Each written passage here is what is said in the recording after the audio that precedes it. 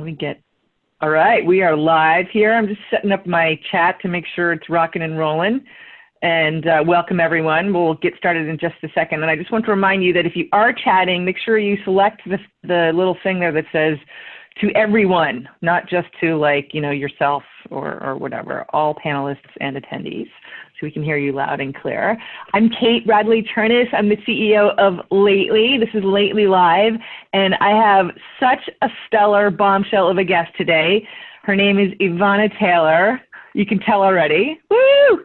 And a quick background on Ivana before we get rolling here. I met her through some mutual friends because we marketing dorks, we all like hang out at the same parties. You know how that is. Oh, by the way, welcome Nazim, Pierre. Hi guys, great to see all of you there. And you know, what I love about what she's doing is something that we've all felt, right? So DIY marketing is part of her brand, but I can't think of a marketer that I know who doesn't feel like they're doing DIY marketing. It doesn't matter if you're working at a big giant company or all by yourself. It's like a super alone experience because of that feeling, as Ivana has said, of overwhelm. So if that's you, which I know it is, today we're gonna hear some little magical tips about how we can kind of help that feeling go away, and some of the tricks that Ivana has been using over the years. So she's a DIY marketing guru. She's made it her mission to eradicate this, what am I going to call it? A syndrome called marketing overwhelm, which is like, save me, save me.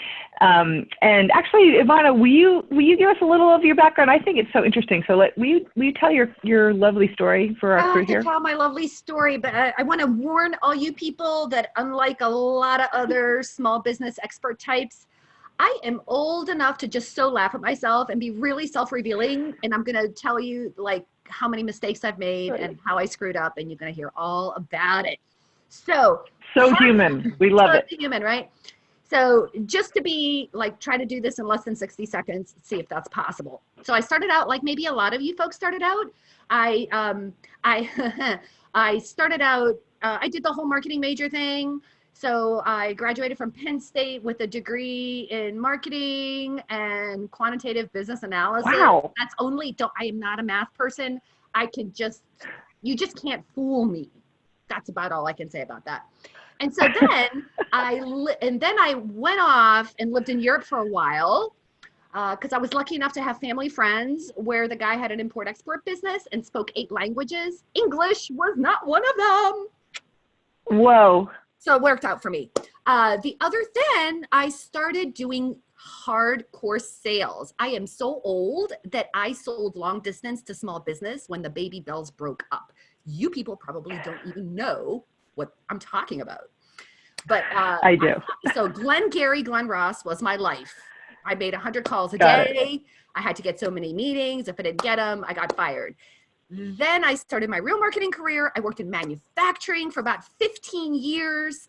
And my last stint in manufacturing was with a division of Monsanto. And I was the worldwide director of marketing. And I had like a breakdown. I just like when you start hating your customers and you start hating everything around you, it is time to stop. And that's what I did. Yeah. And so then I was like, started doing turnarounds and consulting and so on and so forth. But at that time, it was 1999, 2000. So I quit my job because I have the best husband on the planet. And well, I proceeded to get pregnant because like, that's what happens when you aren't traveling. Anyway. Right. Okay, so hopefully I had nothing to do, so I started messing around online.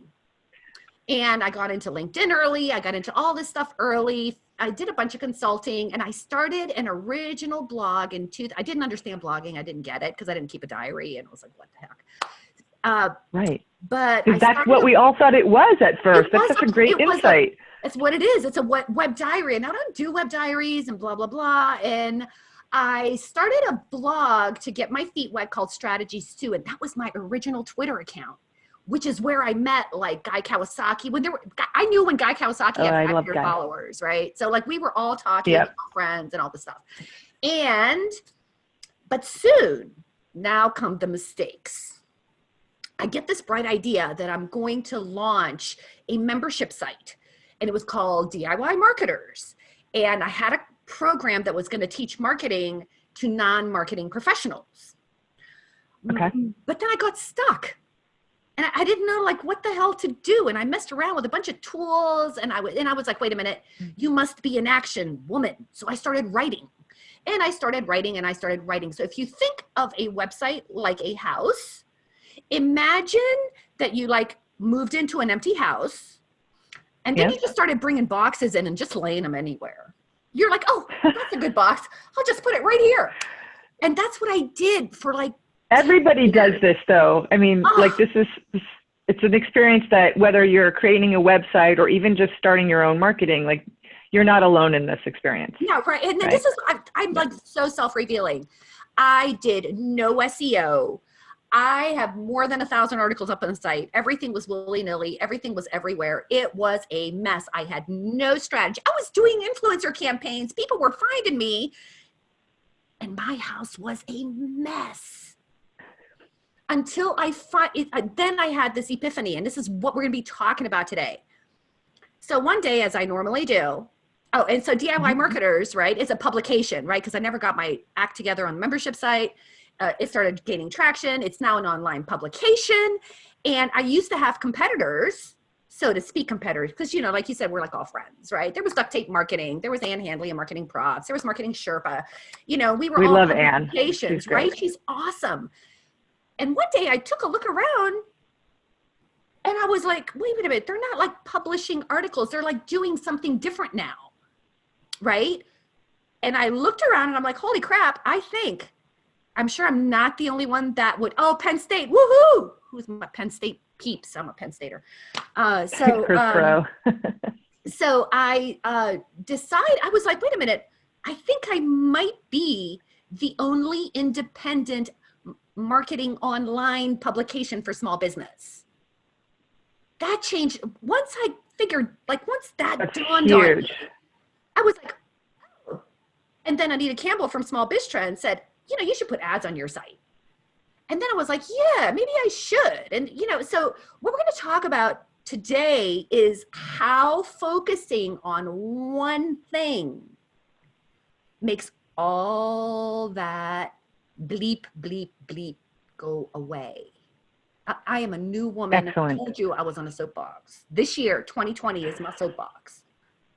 All right. I'm really interested in this. This is so exciting. So, because I was just tweeting last night, actually, about how my personal brain, I have a hard time thinking linearly, hard to say that also, like I think globally. And so focusing on that one thing, whether it's writing, whether it's marketing, whether it's being a CEO, even at home, like I'll open the dishwasher and start to put away the dishes, and then halfway through I'm like, oh, I got to start watering the plants, like this whole thing. So guide us, sister. Like, how do we stay focused on what we need to stay focused on? All righty. So really, the story continues. Okay. Kate, I'm at my computer, I'm having my coffee, it's like 5 o'clock in the morning. And I type in, from time to time, I type in my primary keyword into Google just to see what happens. And on this particular day, I type in marketing strategies or marketing strategy or some variation of that.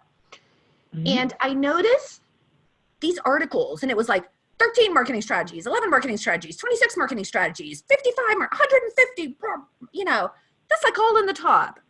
And I had this moment where my little voice, which only happens like at 5 o'clock in the morning because it's quiet, says, WTF, are there really that many? Because I noticed inside myself that I was confused at that moment, seeing those articles in the Google search. Sure. I was like, holy crap, that's odd. Well, I have a market research background. Remember, I said that. And I was like, I'm going to tabulate the top 10 articles that list a number and marketing strategies. I sit down with my little notepad and I start tabulating. And then, I do that work, and then I start moving things around, and I'm like, whoa, the angel sang, the skies opened up. And I was like, what? 3 marketing strategies, people. 3, not 10, Wow. not 5, not 36, not 126. 3. 3. Once I got them into these 3, and I know you want to know what they are, right? I do. Paid advertising, content marketing, right? And direct marketing. Those are the 3. Everything else is an idea or a tactic. And those things can be used. Now, the context of how you use those things depends on which effing strategy you pick. Right. And here comes the even better part, because remember, what all of us are doing is we're doing marketing strategies. A marketing strategy is not something you do. It is something you choose. It is a choice. It's not an action. It's a choice. Just let that sink in for a little bit, right? You're typically in Vermont, right, Kate? You're in Vermont? That's where I was born, but typically I'm in New York. Yep. Oh, Today I'm in San Francisco. All right, so I'm in Cleveland, and if I wanted to come and see you, I had like 3 choices. I could walk, I could fly, I could drive. Those are like your typical ones. Those are like simple. Those are my choices. Now, which one I choose is going to depend on what I enjoy, how much time I have, and how much money I have. Each one is valid, right? They're all valid. And I could do combinations of them, right? So if I had all the time in the world and I wanted to see every little thing, I might like walk. So you see my point, right? So it's a choice, but then what I do within each one colors that choice. So if you've been confused about like doing email marketing, you're going to do email marketing and send people what exactly? What are you going to say? Right. You see my point? Does that make sense? Thing. I know you've got questions. What do you want to ask me, or what do you want to say? No, I think this is super helpful. And I just want to underscore this a little bit, because it's where the marketing overwhelm starts, because it does seem like there's so many different places to get going. And really, number one, there's only 3. So that's really key for people to kind of think about: paid ads, content, direct marketing, right? And then you want to think about executing, whatever one of those you're going with. I always say, like, even distilling it down even smaller, like when we talk to people about social, for example, they're like, well, where do I start? And I'm like, just pick one channel. Just pick one channel for now. Get started. Do that really well. Then worry about everything else. You don't need to be everywhere all at once, right? It's impossible. Right. And here's the other thing too. Let's talk about DIY marketing, for example. I had another epiphany recently. Which is, I typically like to say, great, because it's quick and snazzy and doesn't have a lot of words. Low-cost marketing strategies. I want to make something clear. Lowest total cost. I didn't think that needed to be said. Like meaning your time. Like all of it, right? Because the reason I want to do that is because each of these strategies, which one you choose primarily is going to depend on a couple things. One, of course, it's like who you are and what you like to do, right? Just because Gary Vee does what Gary Vee does, and Ryan Dice does like buying traffic off of Facebook, and Perry Marshall does AdWords, and I don't know what expert you're following, what they advocate, what their hammer is to the nail, all are valid. But if it's not who you are inside, because marketing is a being, not a doing, it's a being. So, all the time, the money, and sort of like your gifts and your preferences, those are like really important. And the reason I say this, I was working with a software company, and people think like DIY means don't spend money. Like you're gonna spend money. Like you're gonna do it, but like what's the best use of your time? So I was working with a software company, and these guys were like selling, they were writing software. You could probably relate to this, like doing everything, right? Sure. And that's why we built lately. Yeah, right? And these particular guys didn't really care for sales, or they wanted to do a part of sales. They didn't care for prospecting. And I'm like, people, you're in a niche. You've got the money. You just wasted 10 grand on this DIY effort that like totally didn't work. You should have bought some ads. Be like, Right. right? I have a friend that runs a plastics company. No salespeople, no marketing people. He built a $15 million plastics company from Google Ads. So don't discount paid advertising.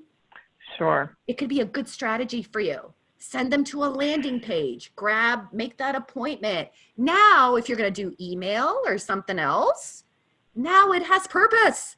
It's not just like, oh, I got to make a download. Oh, I got to do this. May not be right for you. So on that note, I want to make sure we get into some actual tips here. So first, there's a question here from our friend Nazim, who's in Italy now, but he's U.S. From the U.S. originally, and he's one of our favorite customers. Hi, Nazim.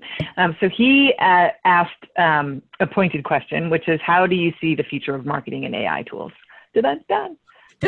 I saw that question because I'm watching the chat, and I was like, oh my God, don't ask me that question. No, here's, I want to talk a little bit about tools and context, right? So assuming that you're going to choose a marketing strategy, see what a lot of people do, they treat their marketing tools like they treat exercise equipment or diets. They're my God, that is so true. Right? Like, somebody write that down in the chat. If I just buy this thing, like, stuff will magically happen. Like, Lately's a wonderful tool, right? But just like paying a subscription, you have to do work. Yeah, you have to do work. Paying the subscription fee is not going to bring you more customers, people, right? You got to It's amazing. Yeah. Right. It's totally true. People think this. People think that. I have done this. I don't know why. Yes, we all have. The human condition that you think that when I invest in this thing, like if I sit on the couch eating bonbons, watching the exercise channel, like I'm going to lose weight. No, it doesn't work. I know. Like I totally bought QuickBooks once upon a time and never used it. Never. Right? Exactly. So, so having said that, let's get back to the AI and the tools, right? So assume that you've chosen your marketing strategy, right? You've chosen a marketing strategy, and let's say that your marketing strategy is content marketing, because I'm assuming a lot of the folks here are doing a content marketing strategy. You're generating content, you're using social media tools and Lately to automate the sharing of that content, right? Driving traffic to your site, which is what we want. If you've done that, then oh, I create content as a top of the funnel strategy. So I need a tool that's going to do what exactly? Here we go. It's going to do what exactly? How is this automation, smart automation, going to save me time, save me money, get me and keep me customers, right?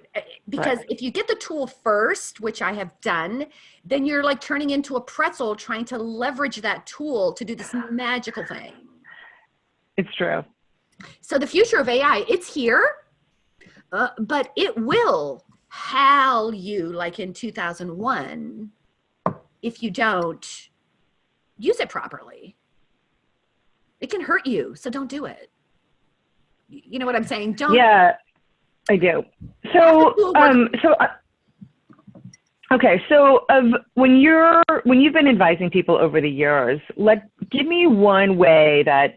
I mean, whatever tool they're choosing, whatever strategy they've chose also, what's one way that kind of can go across all of these things? I know there's more than one. That's an idea that people can focus on to stand out. Give us a standout tip. I'm going to give you 3 questions that you can answer that every great brand and every great personal brand answers. So I'm going to give you 3 questions that are super powerful that have you stand out by definition, which is why my logo is a thumbprint. Number 1, who are you being in the world? Who are you being in the world? I'm going to give you some examples of that. Number 2, what are you committed to?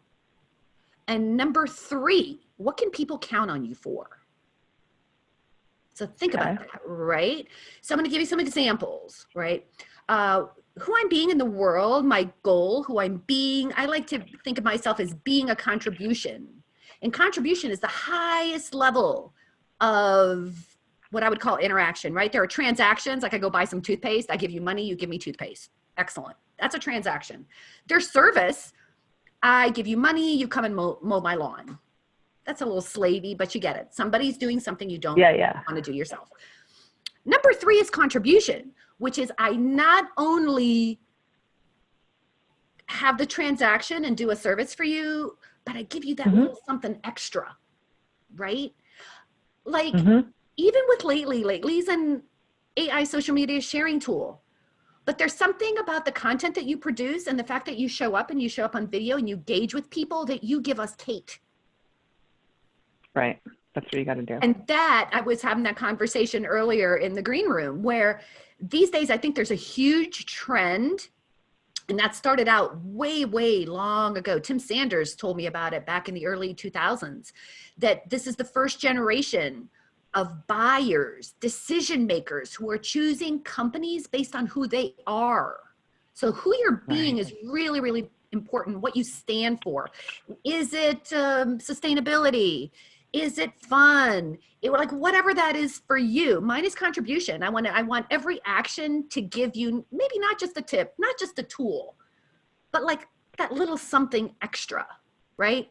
So what are you committed to, right? Like, and this has to be something like way bigger than yourself, but something that everyone can sign on for, right? Like if you think about Nike, right? They're committed to, like just do it, like physical expression with your body, being fully self-expressed with your body, which is awesome.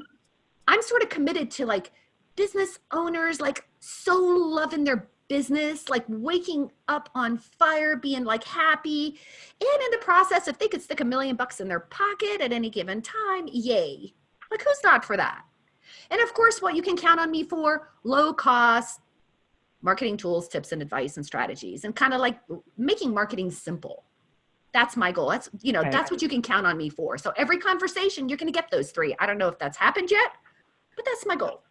So I think if you really want to stand out, you got to sit down and think deeply about, you want to save money on marketing? Please take some time to think deeply about these things. Because that's where the savings is. Because you can tell when you read copy, when you read a landing page, when you read any really good marketing, anything, that person has done the work. When it's like flat and shallow, and when that person's like really, really done the work. Does that make any sense? That's how you stand out. That's your shortcut. It ain't really short, but it is. Yeah, for sure. And Chris just said, like, be more human, right? I mean, one of the things that we've talked about on the show before is to read your material out loud to yourself. And I find that's an easy way to, right away, you even know if it feels weird coming out of your mouth, it sounds weird, and it can help fix that little boring factor, which, I think that people who are not boring tend to be boring online because they think they need to be so perfect, right? How do you do it, Kate? I got to ask you something. I was looking at the promos you put out about today's chat. I didn't give you a lot of information. I gave you like very little. I don't know what you saw. I don't know what you did. And how was it? I wrote that because I don't BS people. Like, I swear to God, you were in my head with everything you wrote. How do you create such fun copy? Well, gosh, thanks for asking, turning it around. Well, I met you, so I knew you were fun, number one. And then I read your, obviously I read your website and I read your LinkedIn, and so I could see your bio, and your bio is unusual and it's not straightforward. And so I knew that you had given me a voice there in what you already wrote, because you were zagging. You weren't doing like the typical thing. So I was like, well, so this person is interesting. And I could see the way you were connecting the dots of your life, which I love when people do that. So that tells me that you had this vision and the capability to do that. And so this is how I was thinking about your voice a little bit more. And then I was just thinking about the emotional feeling. I mean, everybody knows what overwhelm feels, and overwhelm is overwhelming, right? And so if we're going to communicate overwhelming in text, we have to use hyperbole. We have to use, I believe, we have to use reactive comments. Like, I think today in the email I wrote the word GAH, G-A-H, right? So GAH. And somebody I saw use this in email or somewhere recently, and I just stole it from them because it's such a good, what's the word? I can't remember what the description of these words are, but like arg, GAH. Yeah, right? That's not Yeah. alliteration. Alliteration is like la, la, la, you know what I'm saying? All the same letters. Oh my God, my English. Yeah, I'm being a bad English person. Sorry. But I think it's really important to use that kind of expressions in your writing because you've done it today, right? You like, how can I'm watching you talk with your hands. I'm watching you lean forward. I'm thinking like, if I'm going to write about you, how do I get that kind of feeling into the writing, right? Onomatopoeia, thank you. That's what it is. Woo, English people. Yeah. And a lot of it comes from talking, right? From talking, just like I said, talking out loud. So, I just love what you're doing. I asked you this question for a reason, because I wanted the audience to notice the time, effort, and thought that Kate put into this. Maybe it occurred for her and naturally, and she wrote those in like 5 minutes, and maybe it might take you 2 days to recreate and think about your voice and recreate and think about your customer's voice, or your, knowing these things about your customer. That's why I asked you that question right back at you, because you do it well. And I wanted everyone to hear your process, and that you didn't just like outsource it to somebody, and you didn't, and you, I don't know, I don't know how much you slaved over it or didn't, you get a lot of practice, but I think your original question is, how do you stand out? And that is how you stand out, by thinking about your audience, by thinking about your customer, by thinking about yourself. And it's so personal, many small business owners are I wrote another thing recently. I mean, I don't even know if I wrote it yet. It's not published, I don't think. It was just a nasty thought. And the thought was, maybe it's an ironic thought. The ironic thought was this: small business owners spend all of their time trying to make their businesses look big. Okay? Right. Enterprise companies are spending all of their time and money trying to make themselves look small and personal. It's true. Why? All you small business people, it's like, stop trying to clearly the enterprise people have invested millions of dollars to figure out that your customers actually want you more than they want them. It's true. I think like what you're saying too, and I want everyone to get this takeaway, is like, we're talking about emotion. Peter said it's personal, and that's right. And like when you're doing marketing and when you're advising and when I'm doing it, my first thought is, how do you make me feel? How does this company make me feel? How does this product make me feel? And using yourself there's nothing wrong with using yourself in the place of the customer. So like, if the product makes you feel dead, boring, awful, then chances are it makes somebody else feel the same way too. And you're gonna have to put a whole lot of polish on that puppy, I guess. But really, I think like it's important to validate then your feelings, right? Like to know that probably so many other people feel the same way, and to really use that. It's a resource that, like you said, it's free and it's right there in front of you, right? Right there in front of you. You just have to like build on it. Yeah, exactly. So we've got 2 minutes left. Hi, Terry. Oh my gosh, I'm so glad you're here. So 2 minutes left.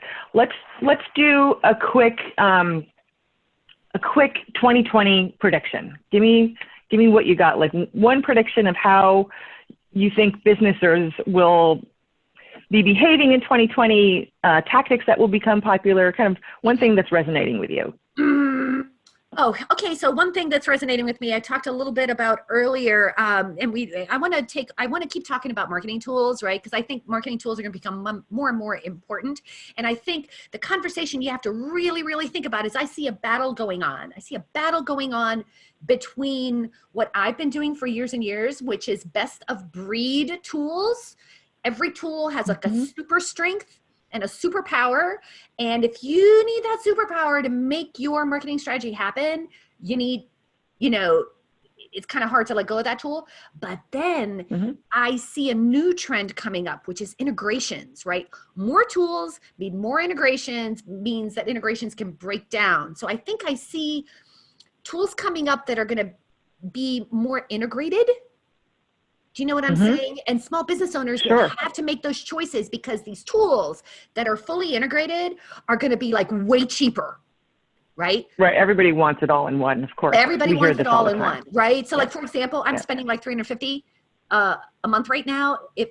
And now I'm looking at a tool that'll give me all of that and then some for 35. Sure. That's Yeah. nice, but I'm not And getting a bunch of other things. So you see that battle carrying on. So please make your strategy choices carefully.